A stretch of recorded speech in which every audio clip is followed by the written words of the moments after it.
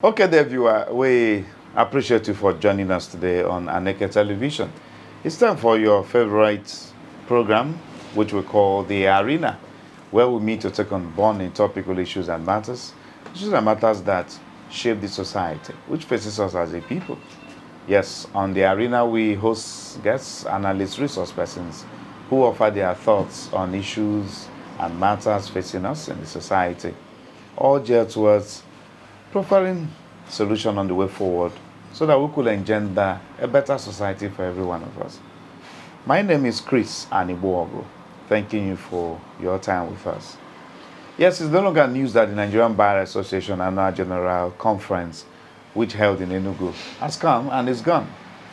It's an annual event, an annual ritual, where we have the, barristers, lawyers, come together to brainstorm on issues affecting the legal sector, the judicial sector in Nigeria, and then on the way forward. So today on the show, we are going to be taking a look at some of the points of resolution which the lawyers actually came up with at the end of the conference. The conference is come, is gone. So what next? So we'll be taking deeper analysis of some of these points. And we have joining us on the show today to help us do justice to this matter. Also, Barrister Ofokansi Nnajume, who is a human rights activist as well as a farmer. It's a pleasure to have you, sir. Thank you, Chris. Yes, sir. Thank you, Chris, for having me this evening. You're welcome, sir. Thank you. Okay, so let the show begin. Let's begin with you on this note, sir. The lawyers' annual general conference held in Enugu is come and is gone. We understand it was a time for lawyers to come together, brainstorm on issues affecting the judicial sector. Yet it was equally a time also for lawyers to come together in a reunion state, I don't know. Was it fun, for you lawyers who have gathered in Enugu? Was it fun for you, sir? Before we get into other critical matters. Well, to answer your question, it was. It was because fun. It is not it's not only for lawyers to brainstorm. It is also a time of winding down. Oh. You wind down at least a period of relaxation. 1 week of rest. 1 week of meeting old friends. 1 week of partying. 1 week of legal brainstorming. Yes. It is all embracing. That 1 week, once in a year, enriches the lawyer with a lot of things. But besides the enrichment, in legal knowledge, there is also this issue of, time to relax. Because a hectic period of January to August, and we have a holiday. And within that holiday period, 1 week out of the 4 weeks of the holiday, you take time out to meet old friends, meet classmates, party, brainstorm legally, look at new releases. If you talk to musicians, you say this is a new release. New release. Look at new releases in the legal jurisprudence. So it is all embracing. Okay. And you are an Enugu-based lawyer, to have your colleagues, visit Enugu City. Yeah. I don't know if for you it was worth it, considering we have government in place in Enugu for the past 2 years, which we know has been working on infrastructural, development of the Enugu state. Was it worth it, Enugu hosting the... Yes, you see, this conference came to Enugu by accident. Yes, excuse me. It ought to be in Port Harcourt. But because of the shenanigans played out by Tinubu and his appointment of a sole administrator, lawyers said that we have searched our grand norm, that is the constitution, to find out the law in which the president anchored himself to remove an elected governor. We saw none. We look for judicial precedents, maybe court decisions, that an elected governor could be removed by the president and a sole administrator appointed. We saw none. And we now say that if we hold the conference in Port Harcourt, that will be legalizing an illegality. Because once you come there, the sitting governor of the state need to come and give us a welcome address. He has to come and welcome us. Like Peter Mba did in Enugu. So how can we stand the taste of being addressed by a sole administrator who was never voted into power by anybody in Port Harcourt? And then that means we have legalized that illegality. So we now said we are pulling it out of Port Harcourt. Venue became a problem.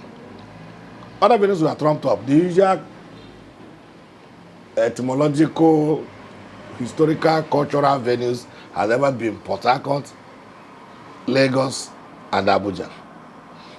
Occasionally we do off-season. Like in 2017, I think, we went to Imo State. 2007 or thereabout, we were in Jos. And just scattered like that. Yes. Even in 2003, we were in Enugu.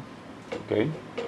But beyond these scattered areas, Port Harcourt, Ilorin once, occasionally Imo, Enugu 2003, it has never been Port Harcourt, Lagos, and Abuja. Okay. So, but lawyers coming into Enugu after the shift from Port Harcourt became a blessing in disguise for both lawyers and the government of Enugu State. Because one, a lot of lawyers were coming to be, they were expecting a state in crisis. Crisis of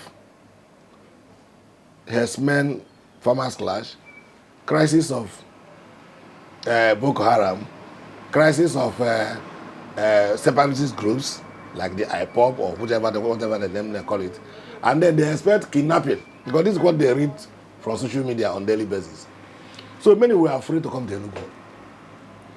But when they came, they were disappointed because what they expected was not what they saw. The reverse they saw a city, they saw an organized city, a city that things work the way they should work. A city where you wake up in the morning and you're on a conference. You come and exercise yourself. After taking your morning workout, you go to a hotel room, take your bath, and come to the conference center and take you. And they want to buy anything. The money market is just opposite inside of Barra Square. Everything was organized. Wow. So many of them started calling their colleagues. But that conference became agog from Wednesday. Yes, even though we were almost packing up to go home. Okay. But people were calling their colleagues. Please, come to Enugu. What we expect is not what we are seeing. It is party every day. Yeah. Once you finish from the conference venue, 12:01 a.m., you were done holding this hotel. What virtually every hotel in Enugu was booked to the brim. So all the hotels, they have parties. Very many of the days. And the classmates celebrate their colleagues. Like my own classmates who came here, I think they were celebrated because I was so tied down with the activities of our LOC. But I know somebody hosted our class. And they did enjoy the hosting. Wow. So it was, but people saw it as an opening for MBA, new opening for MBA, because they have just discovered a new venue. Apart from the Port Harcourt, Lagos, and Abuja, they have not discovered Enugu. Because the one we do in Abuja, Enugu was more comfortable. The one we do in Port Harcourt, Enugu was more comfortable. Even the one we did in Lagos last year, Enugu was more comfortable. So many of them are clamoring even to come back to Enugu next year. And we told them no, they are going to try another state. So they are going to Port Harcourt next year. Okay. Yes. So, okay. But for the state government, yes, it was a period to showcase what the young man is doing. Peter Mba, like I keep on telling people in a lot of programs I go, I never gave him a chance of what he's doing now. That is the truth of the matter. Accepted. He is actually having a very big yoke of taxation. Because taxes should be for people who are working. But the taxation, notwithstanding, what he's doing with that tax, the tax is collecting. I think we are seeing it. So I think that's, settles for that one. So it was for him to showcase what he has been doing in Enugu. In fact, Dino Melaya was forced, he's a very young lawyer who was just called to the bar. He was forced to say that they will organize a seminar for political office holders to come to Enugu and learn from Peter Mba how he was able to transform a state in less than 2 years to this level. So either way, it was a win-win situation for Enugu. All right. Yes. So good hosting, happy celebration. Yes. Okay. Also, Barrister Fokansi, maybe it's time for us now to let's look critically at the point of resolution rising from the meeting. for the NBA. We understand that it was part of your agreement to maintain your stand on defending judicial independence, as well as promoting access to justice. We also have the other one that says protecting human rights, addressing economic challenges, embracing technology responsibly, as well as strengthening the legal profession through innovation, inclusivity, and global partnerships, and a lot other points here. Maybe we may need to take them one at a time. Yes, I think we will. Let's take them one at a time. Okay. So let's begin with the first one here. Yeah. It was resolved that you defend the judicial independence. The state and condition of the Nigerian judicial sector in Nigeria. Are you concerned and worried about it? Especially when we look at how independent is that judicial sector, sir? I think I'm worried. You're worried? I'll be very, very blunt with you. Go ahead. I'm worried because from 2015, let me put it that way, from 2015 when the APC government came into power, I think their target was to emasculate all institutions of state, including the judiciary. Is it about APC? Is it about the particular leadership? I'm talking about the APC because APC as a political APC party has been there 8 years and now 2 years, and it's about 10. So the leadership, it wasn't as bad as that when Jonathan was there. Jonathan hardly interfered with the judiciary. But this one, I do sincerely believe that there is serious executive interference with the judicial independence. Reason? Go ahead. The judiciary ordinarily should receive their budget from the national escrow account, whatever has been created for the judiciary. So whatever is coming to Enugu State will go to the judiciary, maybe to the Supreme Court, and the Supreme Court will now disperse each of the states owned to their various states. But they find out that most of this money goes to state governments. And state government from their own little will now pick a little from there. Maybe buy 1 or 2 cars for judges. Maybe give them 1 or 2 houses. And then take the little change, renovate 1 or 2 judiciary blocks. And then seem like it is the executive that is now feeding the judiciary. And we often say that he who hires the piper dictates the tune. That's right. So if there is any litigation involving a state institution, you find out that many of the judges might be reluctant to take them on. Because it has happened at times without number that a judge might be sitting on a particular case, excuse me, and will receive a phone call. And after receiving the phone call, he will recuse himself from that case and return it to the chief judge. Such things are not to the best interest of the judiciary, because it's somebody has interfered with that judge's discretion to dispense justice without fear or favor. So, having emasculated all institutions of justice, who is the greatest loser? Me and you, the common man, who ordinarily should have been seeing the judiciary as the last beacon of hope for the common man. But because there are no more independent arm, they are now laying on the executive. People are no more comfortable to go to court. And you can see the arrogance. When I say they have emasculated the judiciary, they will carry out an illegal act, I mean the executive, knowing fully well that what they have done is manifestly illegal. And if you want to protest, they tell you why protest, police take care of them. If you are not satisfied, go to court. So, 2 things are there. If when you slap somebody, a person asks you, why did you slap me? It's time to go to court. 2 things are there. Not that you know the judge who is going to sit over the matter, or you are in control of the judiciary. So that's why I said that, that resolution to maintain the independence of the judiciary is one area lawyers must have to work hard on. Because most of these judges are also corrupted by the lawyers. Judges hardly, I didn't say they don't, because it's society, but hardly do judges feel comfortable discussing with litigants. It is still the lawyer that will go and corrupt the judge, whatever the judge is. So the NBA should do internal cleansing of themselves first of all. Find out who are the bad eggs among them, who influenced these judges, that made these judges lose their independence. If you can fish them out, you have solved the problem 50%. Because if they can't go to corrupt the judges, I mean the lawyers, let me now see a judge who will now tell a litigant after this, come and see me in my house. No, the litigant will simply tell his lawyer. And so and so judge told me to come to his house. So that's why I say that's independence. It is all going to be all embracing. All embracing. All of us are going to march onto it. The lawyers, the judges, both the lower and the higher bench. And again, then, what is is the fact that we understand that the judiciary, maybe not poorly funded, but then ability to say, okay, the funding for the judicial sector is solely within the ambit and control of the justice dispensers themselves. For instance, the NBA is there. We have the NBA, we have what other bodies holding the judicial workers together? We have the NBA, we have the JUSA and the Judicial Staff Association of Nigeria. So could it be possible, because you rightly said, he who pays the piper has the tune. Do you think it could ever be possible for... No, there is no, the lawyers don't have any hand in funding the judiciary, besides filing our processes and paying for it. That's the much funding you can give the judiciary.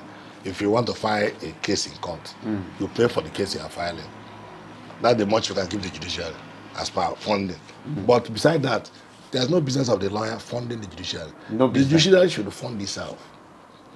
Because the consolidated, sorry, I was talking about escrow accounts, consolidated revenue account of the federal government. That's where, when whatever money is budgeted for the judiciary in the budget of the nation should be sent to that account.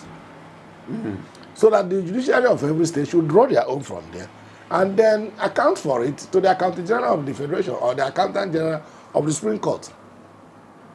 And from there it now begins to get disbursed. Yeah, so that whatever you think, if you want to buy cars, assuming they bring maybe 2 billion for the judiciary in the 36 states of the Federation and Abuja.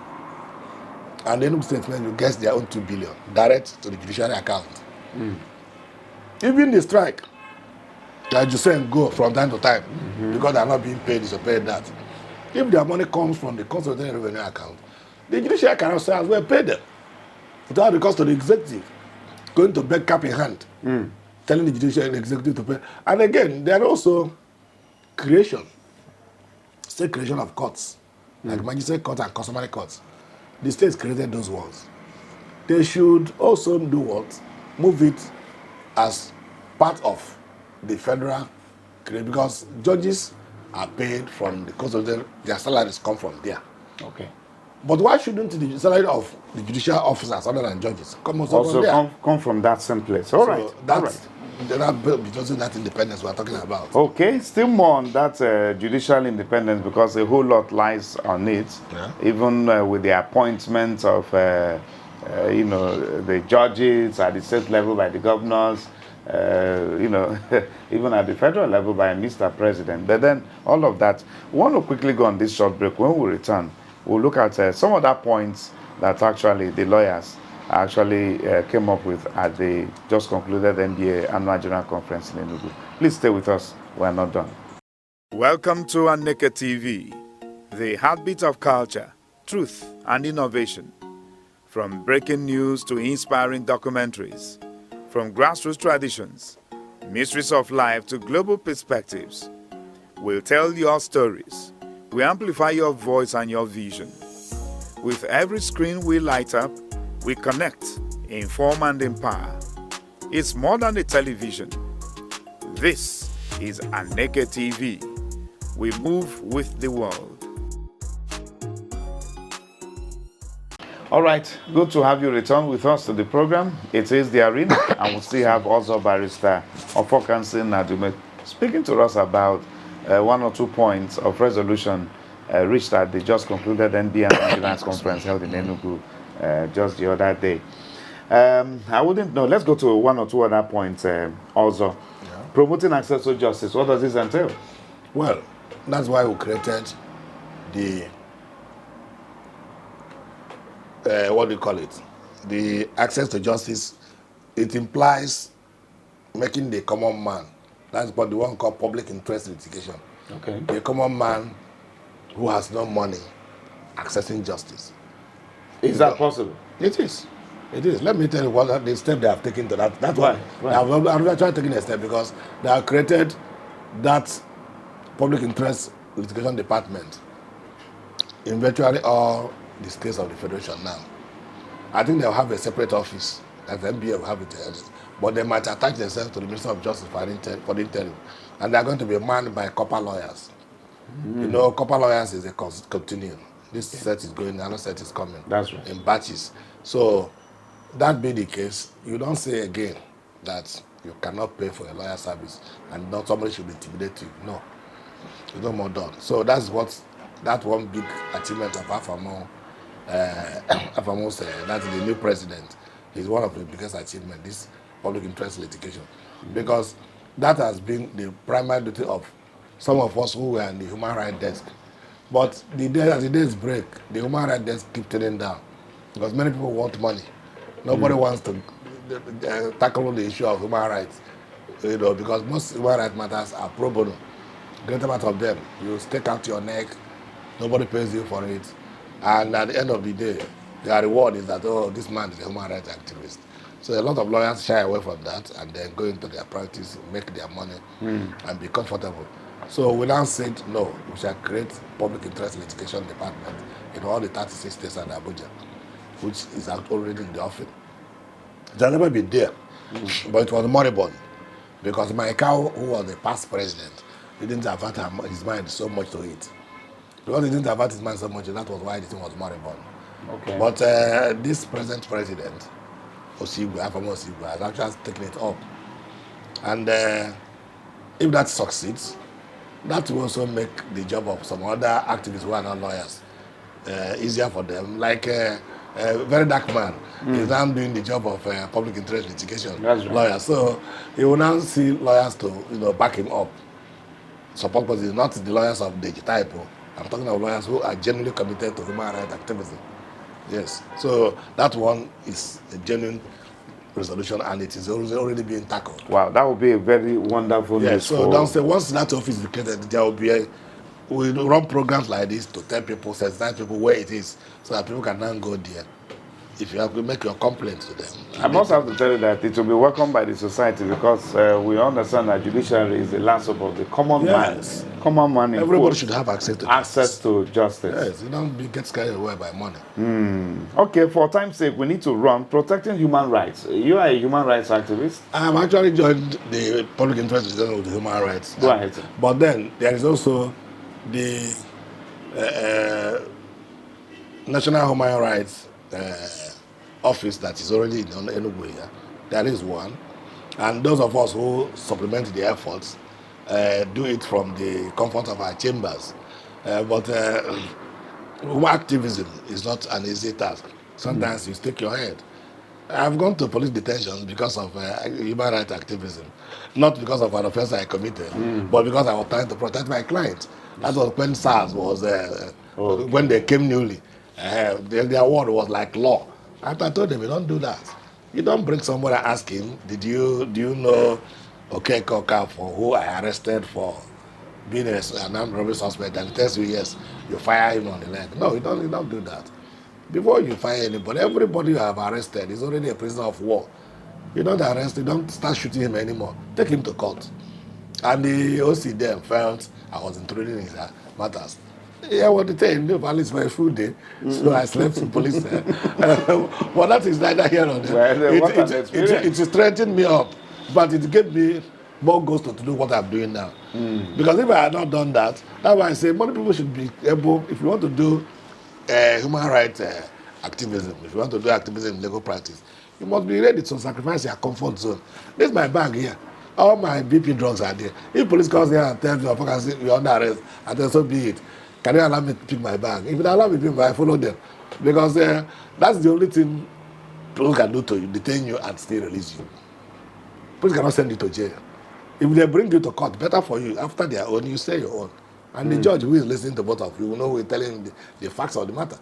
So that activism has to be more people, want more people to join, especially the young ones. Okay. Money is not everything. Sometimes they say good name is better than silver and gold. If they are a level you get into legal practice, people now will start recommending you, those who will even bring money because of the one you did freely. And in any case, before even you are conferred with the rank of a senior advocate, they might also ask you, how many matters have you done free of charge? And activism also goes with that free of charge, pro bono matters and public interest litigation. So all of them are have pari passu.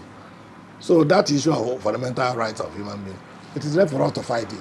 And you can see, technology has also helped us. This time around, you see police brutalizing people, somebody will be recording them. Before you know it, the thing will go viral. And most of the time, police even takes, they take preemptive actions before even you start your human rights. Police has even dismissed the person. So you find out that that job has been reduced by the introduction of the digital age, the camera and the internet space. So those things have helped in trying to foster human rights. But above all, whenever you have an intimidation by anybody, especially people in authority, or that are the most that intimidate others, we feel free to look for any of the human rights activists in town. There are very many. It can't be only me. If you get across to us, because most of the time, you also find, there's one story, a young man who came to my chambers and felt that his brother was shot in cold blood by the same SARS officials at Geneva, where they were dancing and doing child dedication. So police was pursuing somebody. The person ran into the crowd there. Rather than shoot into the air, they opened fire direct and the team missed the man and shot another person. Killed one other young boy who was dancing in the floor. And they shot the father of the celebrant and got the little child by the hand here. They went to a protest, came to CPS. CPS said that not in control of SARS. They went to area command. The area command said they will talk to the commissioner of police. They didn't go to commissioner of police. Somebody there from there referred them to our office. They came here. I told them the only condition is that I will collect a little money from you so that I can give you receipts. Because I know when I start giving police hate, tomorrow you will deny you never told the fuckers to pursue the police. So that was the only commitment they did for me. Okay. But to once they pay me, I won't tell them about the amount. But even if it is 500 naira, I can write the receipt when I like to give them to make sure that they commit themselves, that they briefed me. Because we don't do ambulance chase in Nigeria. If it were US, you don't need a brief. You can go into it and do the matter. But here, if you do something, they'll say you're ambulance chasing, that you are looking for a job that's not looking for you. So that little deposit their commitment. So when we took up the matter, police saw where this thing was going. In fact, the commissioner of police then, who later retired as a DIG in Zone 13, called me to his office. I came to his office. He called those SARS, called the TIC SARS. I said, you wrote that you should pay your client who was more than compensation. We don't have money to pay compensation. What will give you the one we have. For now, the agent I will guarantee you that we'll pick the cops. I said the first thing you have to do, the one you people shot, go and label him cultist, because they labeled him a cultist and they were pursuing him as a boy that he was shot. So remove it and label him that he was killed due to accidental misfiring of your gun. They did that at UNTH. Having done that, the commissioner now put his desk, the drawer of his desk, brought, I think, what was that? I think it was 50,000. Placed it on the table. I said, this is my own contribution. All Caesars, your own is 50,000. Your TIC, 50,000. Everybody in that SARS, they should go and pay 20,000. Focus, whatever we get, give it to our clients. I told him, that's all right. I left. They raised the money, called me. I told them I can't come to SARS to collect money. If I call you, okay, they told me, no, I came to SARS. They wanted to give me the money. I said, no, you will drive me to the bank with that money. Because if I carry him as I'm going, you might fire me behind and say, I carried the money, I was running away. So they followed me to the bank. We went and deposited the money. I called my clients in Geneva. You have succeeded. This man that died won't come out again. The most important is that these people are going to carry him down to the nearest motorable area to your area in Ebonyi State, where you want to transfer him to another ambulance. The police is paying for the ambulance. The police has cleared the bill in the mortuary. They did the mortician did the embalming. So I think you have won. Because if you insist on me prosecuting this policeman or whoever shot your son, well, we'll still get justice at the end of the day. But at that time, it might turn like the Nigerian dance that saw the tortoise in the morning and asked tortoise, what did you do? He said he stole from his in-law. They blamed the in-law. They went to their market and they were going back. They still saw tortoise. I asked them, what did you do again? He said, it's still the same thing I stole from my in-law. They said, so in-law, you're a wicked man. You can see now the blame will shift. So I don't want the blame to shift. Now that the ovation allowed us, take it like that. So that is what is human activism. Okay. Well, we understand there are several cases of human rights abuses in our society, and we look forward to having the members of the Nigerian legal profession, protect human rights in Nigeria. Just one more before we go, for the signals are coming. Addressing economic challenges. You see, that's where the area I don't How is that the business of the law? That's the area we don't want to touch. How is that the business of the No, how come you came up, let with such a resolution? let me tell you why it's the business of the lawyers. The lawyer exists in the society. The economic challenges affect the lawyer just as it affects you and me. That's right. So if lawyers don't look into that as the business of society, they should make sure that they cover the field. Now, the president told us that first subsidy is gone on the first day, 29th of May, 2023. And later, they said they will use whatever they recoup from the fuel subsidy to cushion the effect of whatever inflation will have.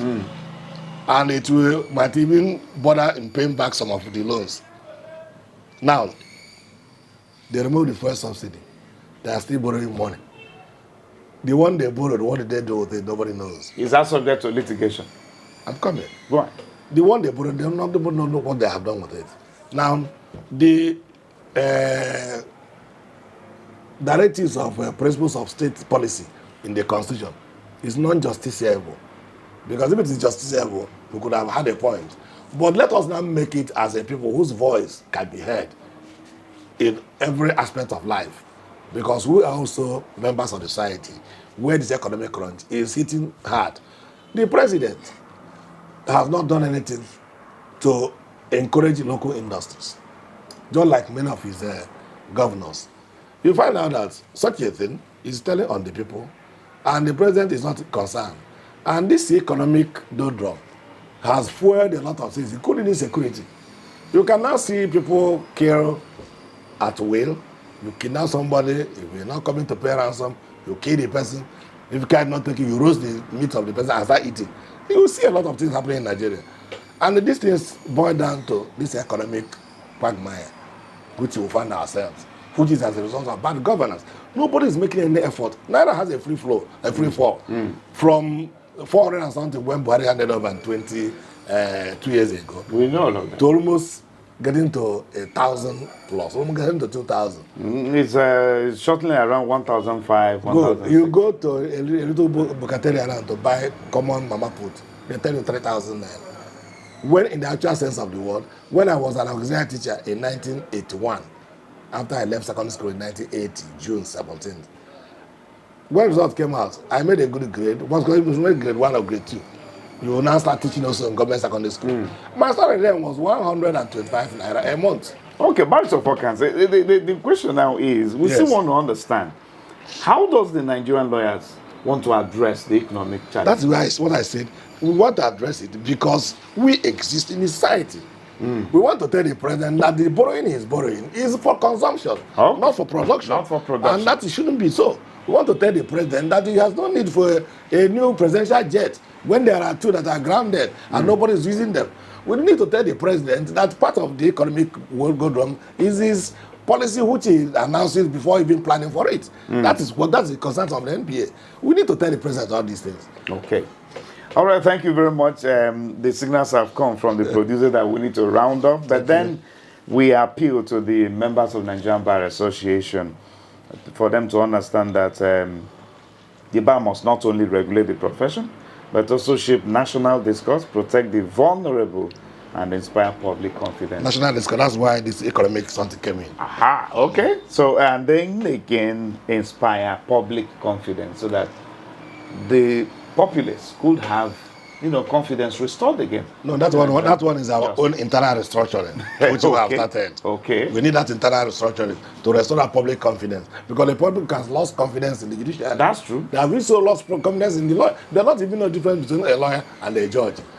If you wear black and there is a time will come if we don't take time. I told them in a lot of fora, a time will come when if we don't take time, we'll keep on doing the way the people do in court. Justice becomes the highest bidder. When people lose interest and there is a revolution, they will not the mob will not differentiate between a lawyer and a judge. Anybody they see wearing black is a target. So everybody should be careful. Let us do our own internal rejigging. If we rejig ourselves internally, then it is done. We must have to appreciate you, sir, for your time with us on the show today. Thank you very much. Thank you. Also, Barrister Ofokanse Nnajume, thank you very much for your time. Thank you for having me, Chris. We look forward to more outings with you. We'll keep taking you on more issues and matters in society. I'm always there, as volatile as ever. All right. I'm always there. So, dear viewer, this is much we'll take on the show today. Thank you very much for being a viewer. We'll keep following the trend of events in society and we'll keep bringing you up to speed. My name is Chris Animogo. This is Aneke TV. We move with the world.